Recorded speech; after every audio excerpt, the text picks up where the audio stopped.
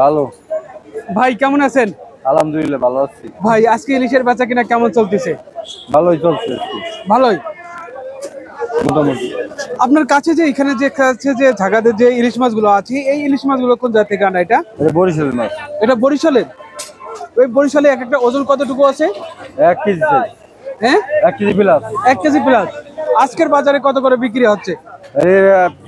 এটা KG 2400। KG 2400।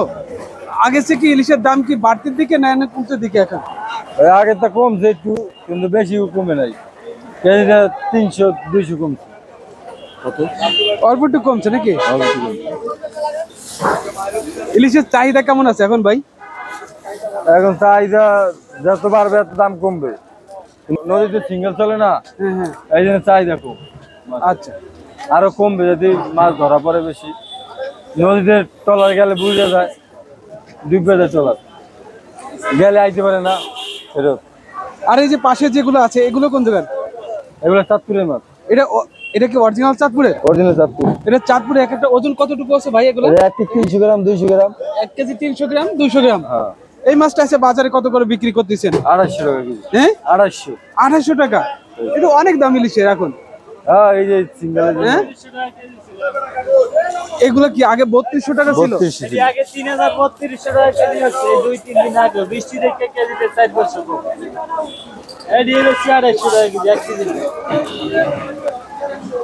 আমি বলে দিই না, একদম 2600 বলে দিই। তাহলে নিলে একদম 2600 বলে দিই।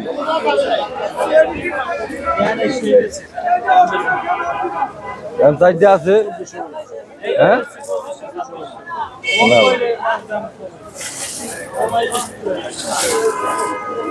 মাছ মনে হইলো অরিজিনাল চাঁদপুর।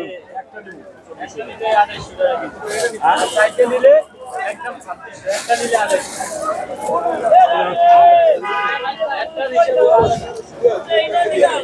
সাইডে নেবেন দেখে একটা প্যাকেজ দিতে পারে। সাইডে 5 কেজি হবে।